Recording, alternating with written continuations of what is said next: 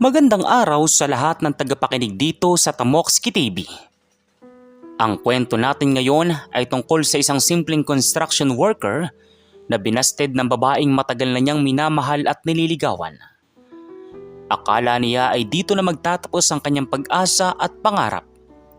Pero ang hindi niya inaasahan ay may malaking sorpresa na naghihintay sa kanya kinabukasan na magpapabago ng takbo ng buong buhay niya. Bago tayo magpatuloy sa kwento ay maaari po ba akong makahingi ng isang subscribe at share sa kwentong ito?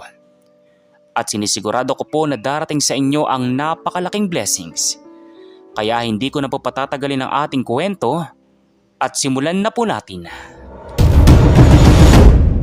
Sa isang maliit at simpleng komunidad sa Quezon City, nakatira si Carlo, 25 anyos. Isang masipag at mabait na construction worker. Araw-araw, bago pa sumikat ang araw, nasa site na siya para magtrabaho. Pawis at pagod ang kapalit ng kanyang kita. Pero hindi siya nagrereklamo.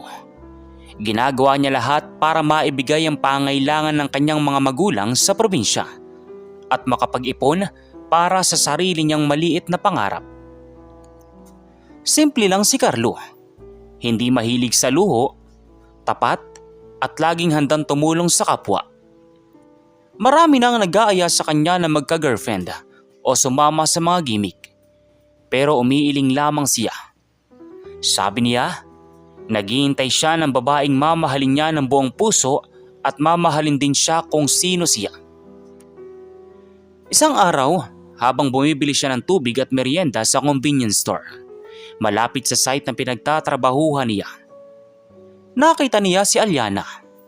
Maganda, maamo ang muka at napakabait ng ngiti. Naipit kasi ang bag ni Aliana sa pinto ng store at mabilis na tumulong si Carlo para maalis ito. Doon, nagsimula ang lahat. "Miss, okay lang po ba kayo?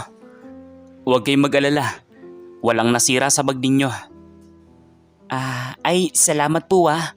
Buti na lang nandyan kayo. Muntik na ako mahulog pa. Ako nga pala si Aliana.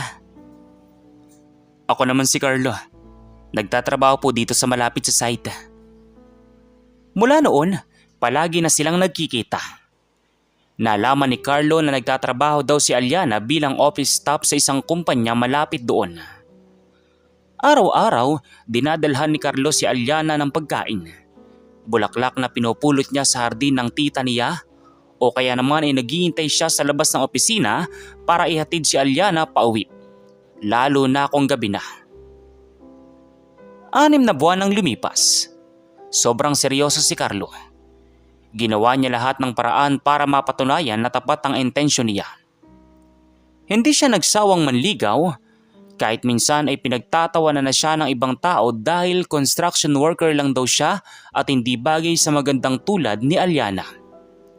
Pero wala siyang pakialam dahil alam niya kung ano ang nasa puso niya. Dumating ang araw na nagpasya si Carlo na tanungin na si Aliana ng diretsyo. Ayaw na niyang paasahin ang sarili niya at gusto na niyang malaman kung may pag-asa ba siya o wala. Inayos ni Carlo ang sarili niya kahit simpleng polo lang ang suot niya. Bumili siya ng isang bucket ng pulang rosas at pumunta sa lugar kung saan sila madalas magkita. Nang makita niya si Aliana, kinabahan siya ng sobra. Pero kinaya niya para sa pag-ibig niya. "Aliana, pwede pa tayong mag-usap?" "Oo naman Carlo. Ano yan? May dala ka pa ha?" "Aliana, alam mo na simula nung nakilala kita, ikaw na ang laman ng puso't isip ko.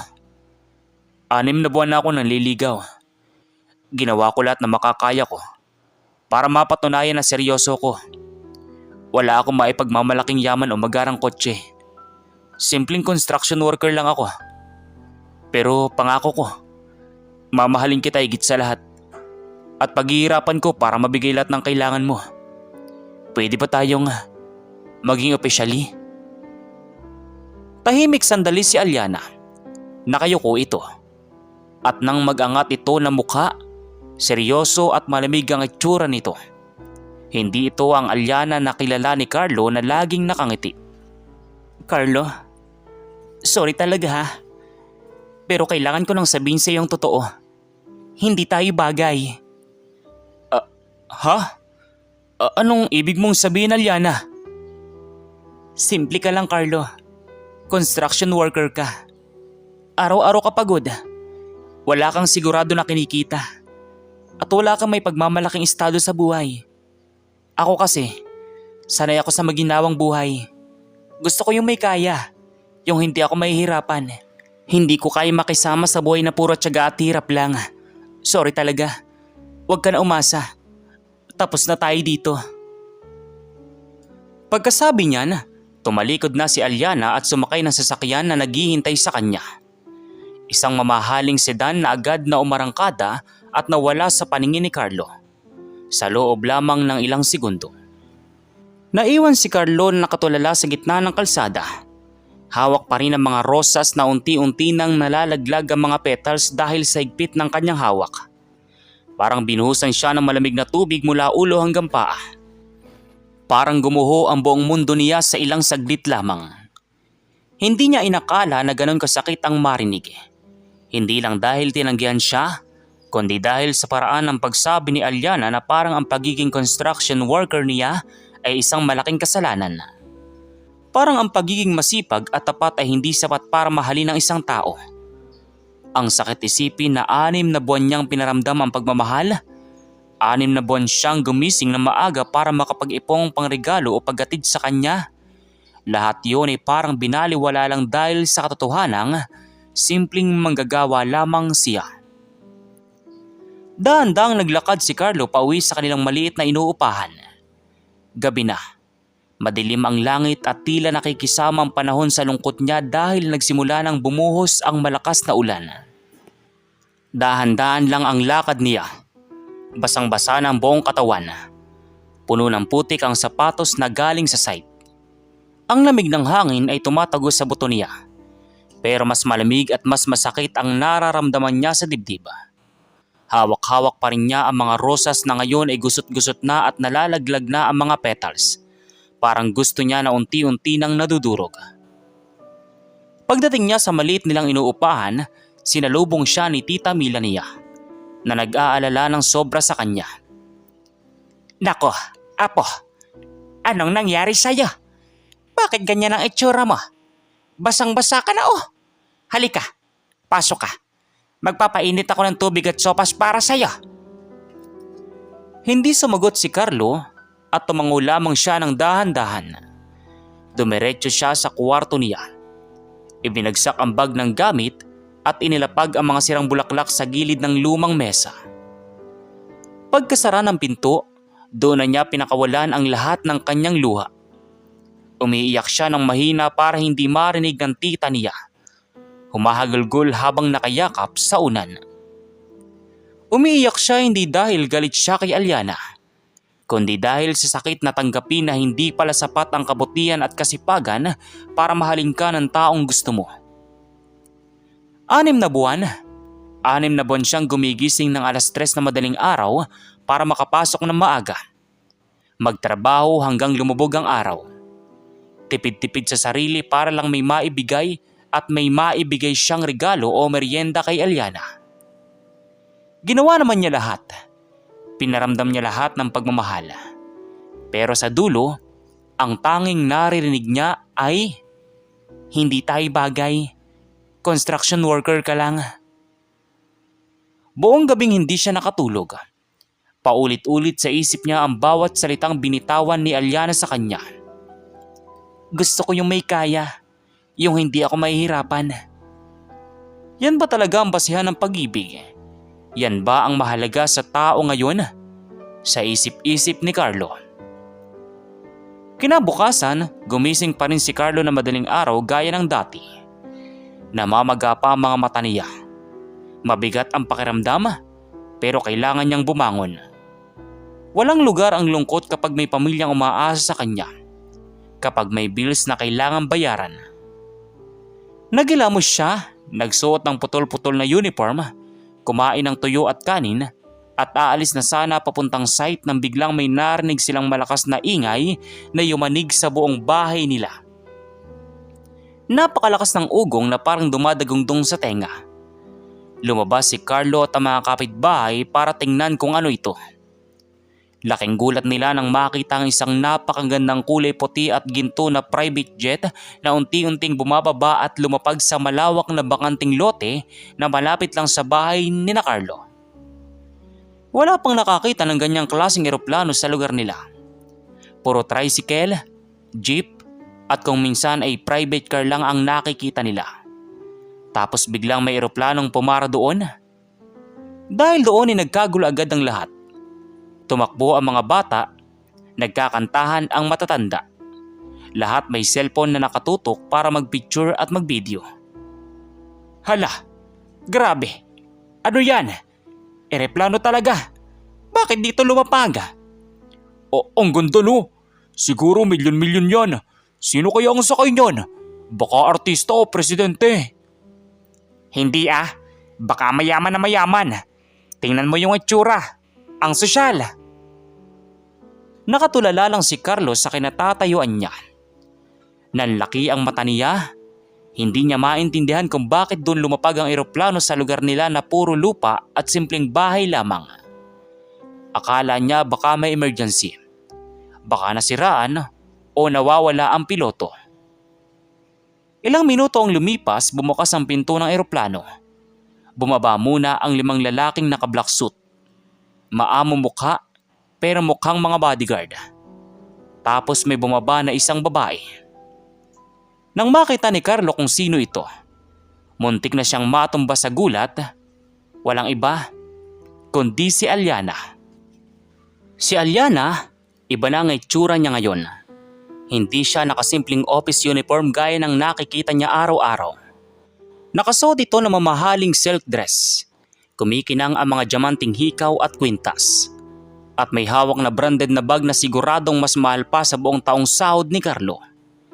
May sombrero pa itong nakapatong sa ulo at stilettos na kumakatok sa semento habang naglalakad ito palapit sa kanya. Nakatulala lang si Carlo. Nanlambot ang tuhod at hindi makapagsalita. Ang daming tanong na sumugod sa isip niya. Bakit siya nandito? Bakit may private plane? Akala niya ay office staff lang siya. Anong nangyayari dito at bakit ang sosyal niya ngayon? Sa isip-isip ni Carlo. Lumapit si Aliana sa kinatatayuan ni Carlo. Kasunod ang mga bodyguard na nakaitim na suit na nakabantay lang sa gilid. Tahimik ang lahat ng tao sa paligid. Mga kapitbahay na nakaharang, mga bata na nakanganga, lahat nakatingin sa kanila. Naghihintay kung ano ang susunod na mangyayari. Carlo? Aliana? Ano tong nangyayari? Bakit ka nandito? At bakit may eroplano? Akala ko'y... Alam ko, Carlo. Alam ko na marami kang tanong. At patawarin mo ako sa lahat ng sinabi ko kahapon. Patawad kung minaliit kita. Patawad kung pinaramdam ko sa iyo na hindi ka sapat bilang tao. May tinatago akong sikreto sa iyo noon. At ngayon lang ako nakapaglakas loob na aminin lahat sa iyo. Lalong nalito si Carlo. Anong sikreto? Bakit kailangan pang magtago? Carlo, hindi ako simpleng empleyado o office staff gaya ng sinabi ko sa iyo. Ang daddy ko ay may-ari ng pinakamalaking construction company at airline dito sa buong bansa. Yung malawak na site na pinagtatrabahoan mo araw-araw, pag-aari ng pamilya namin. Nagpanggap lang ako bilang ordinaryong worker doon dahil gusto ko makahanap ng taong mamahalin ako kung sino ako. Hindi dahil sa yaman o pangalan namin. Parang tinamaan ng kidlat si Carlos sa narinig. Kaya pala minsan iba ang dating niya. Kaya pala kahit simpleng damit ang suot niya ay mukhang sosyal pa rin. Kaya pala hindi siya nagreklamo kahit minsan ay late ang sweldo doon. Lahat pala pag-aari nila. Sinubukan kitang itest, Carlo. Sinadya kong sabihin na ayaw ko sa construction worker. Sinadya kong sabihin na gusto ko ng mayaman. at may kaya para makita kung ano ka talaga. Akala ko magagalit ka o magpapakabait ka lang para makinabang. Pero hindi ko inakalang sobrang sakit pala nang makita kang nasasaktan dahil sa mga salita ko. Buong gabi akong hindi nakatulog. Pinagsisisihan ko bawat salitang binitawan ko sa iyo. Nagsimulang tumulo ang mainit na luha ni Aliana habang nakatingin sa mga mata ni Carlo. Ang mga tao sa paligid ay nagbubulungan. Gulat na gulat sa nalaman nila. Yung babaeng bumasted sa kaibigan nila ay mayaman na mayaman pala at nagpanggap lang para subukan ang puso ni Carlo. Carlo, nakita ko kung gaano ka kasipag, kung gaano ka kabait sa kapwa, at kung gaano ka katapat. Lahat ng lalaking nakilala ko, alam nilang mayaman ako. Kaya dinadamayan nila ako ng gusto. Gusto lang yaman at connection namin. Pero ikaw, 6 na buwan mo akong niligawan. Binigay mo lahat ng oras, pagod at pagmamahal mo. Hindi mo man lang alam kung sino talaga ako o kung anong meron ako. Ikaw lang ang naging totoo sa akin, Carlo. Bakit, Aliana? Bakit kailangan mong lukuhin ako? Bakit kailangan mong saktan ako ng ganun kalala? Alam mo ba kung gaano kasakit marinig na hindi tayo bagay? Na construction worker lang ako. Pinaramdam mo sa akin na wala akong halaga. Alam ko, Carlo. Alam ko at hindi ko babawiin yon. Kaya nga nandito ako ngayon. Handang-handa akong bumawi sa iyo. Lahat ng meron ako, pwede nating paghatian. Bibigyan kita ng sarili mong bahay, kotse. Pwede kitang gawing manager ng kumpanya namin. Kahit anong gusto mo, ibibigay ko. Please, bigyan mo lang ako ng chance na bumawi. Mahal na mahal kita, Carlo. Inabot ni Aliana ang kamay ni Carlo. Nanginginig ang daliri nito habang umaasang tatanggapin ito. Pero dahan-dahang hinawi ni Carlo ang kamay ni Aliana. Tumingin ito sa mga mata ng dalaga ng seryoso. Nanlaki ang mata ni Aliana, gulat na gulat sa ginawa nito. Aliana, salamat sa pag-amin at salamat sa offer mo. Masaya ako na nalaman ko lahat ng totoo. Pero hindi ko matatanggap yan. Ha? Bakit, Carlo? Ano pa bang kulang? Sabihin mo lang. Gagawin ko lahat. Mahal mo pa ba ako o hindi na? Mahal na mahal pa rin kita, Aliana. Yun ang totoo. Pero hindi sa pera o yaman umiikot ang mundo ko. Alam mo, kahit simpleng construction worker lang ako, may prinsipyo at dignidad ako. Minahal kita dahil akala ko, ikaw yung babaeng simple at babait. Yung tanggap ako kung sino ako. Pero sinaktan mo ako, Aliana. Pinamukha mo sa akin ang pagiging masipag at tapat ay walang halaga. Sinabi mo mismo na ayaw mo sa mahirap, na hindi tayo bagay. Dahil doon ay tumahimik si Aliana. Napayo ko ito sa iya at sakit. Tama si Carlo. Lahat yun, sinabi niya mismo. Hindi ko kailangan ng yaman mo, Aliana. Kaya kong buhayin ang sarili ko. Kaya kong tustusan ang pamilya ko sa sarili kong pawis at pagod. Kung mamahalin mo man ako, gusto ko tanggap mo ako bilang si Carlo. Yung construction worker. Hindi yung Carlo na gagawin mong mayaman dahil lang sa pamilya mo. Napaiyak ng malakas si Aliana sa sinabi ni Carlo. Narealize niya na mali ang lahat ng ginawa niya. Na nasaktan niya ang taong totoo at tapat sa kanya. Hindi pera ang kailangan nito, kundi respeto at pagmamahal na walang halong kondisyon. Tama ka, Carlo. Tama ka lahat ng sinabi mo. Wala akong karapatang husgahan ka. Wala akong karapatang manakit ng ganun. Patawarin mo ako, please. Handa akong patunayan sa iyo na mahal kita hindi lang dahil sa kung anong meron ako, kundi dahil ikaw yung taong gusto kong makasama habang buhay. Hihintayin kita kahit gaano pa katagal hanggang sa mapatawad mo ako at mapatunayan ko sa iyo na totoong pagmamahal ko sa iyo. Nakita ni Carlo ang sinseridad sa mga mata ni Aliana. Nakita niya na hindi ito nagpapanggap ngayon, na talagang nagsisisi ito sa lahat ng nangyari. Napabuntong hininga si Carlo at dahan-dahang ngumiti. Hindi mo na kailangan maghintay ng matagal, Aliana. Mahal pa rin kita. At tanda akong bigyan ka ng chance. Pero tandaan mo ha, ako pa rin ito. Yung Carlo na simpleng manggagawa. At hindi magbabago yun kahit anong mangyari. Niyakap ni Aliana si Carlo na maigpit. Umiiyak ito sa tuwa habang ang mga tao sa paligid ay nagpapalakpakan at nagsisigawan sa saya.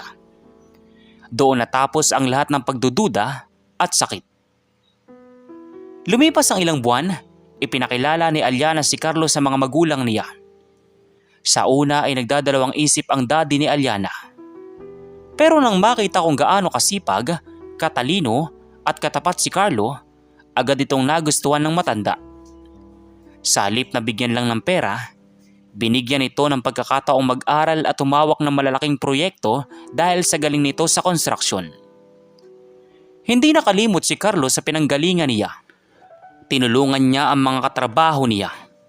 Pinaganda ang bahay nila at hindi kailanman nagmalaki kahit naging successful na. Ang dating binasted at minaliit, ngayon ay isa ng pinagpala. Napatunayan ni Carlo na hindi kailangan ng yaman para maging karapat-dapat mahalin. Ang kailangan lang ay tapat na puso at malinis na kalooban. Mula noon, tuluyan ang nagbago ang takbo ng buhay ni Carlo. Pero hindi kailanman nagbago ang pagkatao niya. Noong tinanggap niya ang pagkakataong mamahala ng malaking proyekto sa kumpanya ng pamilya ni Aliana, hindi siya umasta na parang hari o boss na puro utos lang ang alam gawin. Pumupunta pa rin siya sa mga construction site, nakikipag-usap sa mga manggagawa, alam ang bawat detalye ng trabaho, at handang tumulong kahit may dumi o putik na dumikit sa damit niya. Alam niyang marami ang nagdududa sa kanya noon, pero hindi na lamang niya yun inisip. Sa halip, ginawa niyang inspirasyon yun para pagbutihan palalo. Sa loob ng isang taon, marami siyang proyektong natapos na mas maaga pa sa schedule at mas matipid pa sa budget pero di kalidad ang gawa. Kahit na mga matatagal na engineer at manager sa kumpanya ay napapahanga na sa galing at diskarte niya. Hindi rin kinalimutan ni Carlo ang mga taong naging bahay ng buhay niya noong mahirap pa siya. Yung mga katrabaho niya dati na kasama niya sa pagod at gutom. Tinawagan niya lahat at inalok ng mas magandang posisyon at mas mataas na sahod. Yung tita Mila niya na nag-aalaga sa kanya. Pinatira niya sa malaki at komportabling bahay at binigyan ng lahat ng kailangan para hindi na ito maghirap pa. Kahit yung mga kapitbahay na nanonood sa kanya noon, laging may handa sila tuwing may okasyon at hindi siya nagmalaki kahit kailan. Isang araw, naglakad sila ni Aliana sa park kung saan sila madalas mag-donate noong simpleng tao pa lamang siya. Umupo sila sa lumang bench at nag-usap tungkol sa nakaraan at sa mga pinagdaanan nila. Alam mo Carlo, hanggang ngayon, hindi ko pa rin mapigilan ang sarili ko na humanga sa iyo. Maraming lalaki sa pwesto mo ngayon. Siguro matagal nang nakalimot kung saan sila galing. Nagparangkada na magarang kotse at ayaw na humipo na maraming gamit. Pero ikaw pa rin yung Carlo na kilala ko noon. Yung simple, yung mabait, at may malasakit sa lahat. Bakit naman ako magbabago, Aliana? Yung pagkatao ko, yun lang ang meron ako bago ka nakilala. Yun din ang dahilan kung bakit mo ako minahal, di ba? Kung papalitan ko yan para lang maging sosyal o mayaman sa paningin ng iba, parang nawala na rin ako ng saysay bilang tao. At saka tandaan mo, kahit anong taas ng narating ko, construction worker pa rin ako sa puso ko. Proud ako sa trabaho ko. Proud ako sa pinaghirapan ko lahat ng meron ako ngayon, gamit ang sarili kong kamay. Ikaw talaga. Salamat ha. Salamat dahil pinatawad mo ako. Salamat dahil tinuruan mo ako kung anong tunay na halaga ng tao. Dati, akala ko pera at estado ang basihan ng saya. Pero ngayon alam ko na, wala yun lahat kung wala kang taong mapagkakatiwalaan at mamahalin ka ng totoo. Sorry ulit kung minaliit kita noon. Wala na yun, Aliana. Ang mahalaga ngayon, masaya tayo at alam na natin kung ano ang tunay na mahalaga sa buhay. Lumipas ang 2 taon, idinaos ang kasal ni na Carlo at Aliana. Hindi man sobrang garbo ang kasal kumpara sa ibang mayayaman, Punong-puno ito ng pagmamahal at saya. Dumalo ang lahat ng mahal nila sa buhay. Mula sa mga kamag-anak sa probinsya hanggang sa mga dating katrabaho ni Carlo sa site. At syempre, ang buong pamilya ni Aliana. Sa speech ng tatay ni Aliana, naiyak ang lahat ng naroon dahil sa sinseridad ng mga salita nito. Aminado ako. Nung una ay nag-aalala ko para sa anak ko. Akala ko hindi sapat ang kay Carlo para sa kanya. Dahil wala siyang yaman o kilalang apelyido. Pero nagkamali ako. Ang yaman ay pwedeng maubos. Ang pwesto pwedeng mawala. Pero ang ugali, ang sipag, at ang katapatan, yan ang yaman na hindi mananakaw ni numan. Maswerte ang anak ko na nahanap ka, Carlo. At maswerte ako na naging anak kita. Ikaw ang uri ng taong karapat dapat magmana ng lahat ng pinaghirapan namin. Dahil alam naming hindi mo sasayangin at hindi mo ipagmamalaki sa maling paraan. Mula noon, namuhay sila ng payapa at masaya. Nagkaroon sila ng 2 malulusog na bata at patuloy na lumago ang negosyo nila. Nagtayo pa sila ng scholarship program para sa mga anak ng mga construction worker at tumulong sa mga komunidad na nangangailangan. Pero sa kabila ng lahat ng tagumpay, dala-dala pa rin nila ang aral na natutunan nila na huwag manghusga ng tao base sa panlabas na anyo o trabaho, na ang tunay na pag-ibig ay hindi tumitingin sa estado sa buhay, at ang taong may malinis na kalooban kahit saan man makarating ay laging papalarin at pagpapalain ng may kapal. Sa mga tagapakinig dyan na nararamdaman na hindi sila sapat, na minaliit kayo dahil sa kung anong meron kayo o wala kayo, tandaan nyo ang kwento ni Carlo. Hindi kailangan maging mayaman o sikat para mahalin at respetuhin. Ang kailangan lang ay manatiling tapat sa sarili, maging masipag, at huwag na huwag hayaang mawalan ng bisa ang prinsipyo mo para lang sa opinyon ng iba. Dahil sa uli, hindi ang yaman na magdadala sa iyo sa tunay na tagumpay at saya, kundi ang uri ng pagkatao na meron ka. At yan ang katapusan ng kwento natin ngayon, mga katamokski TV. Sana ay nagustuhan nyo at may napulot kayo magandang aral na dadalhin ninyo. So once again, inuulit ko pong muli. Ako po si Tamokski TV. Kita-kita po tayong muli sa mga susunod pa nating maraming mga video. Thank you and God bless you all. Peace out.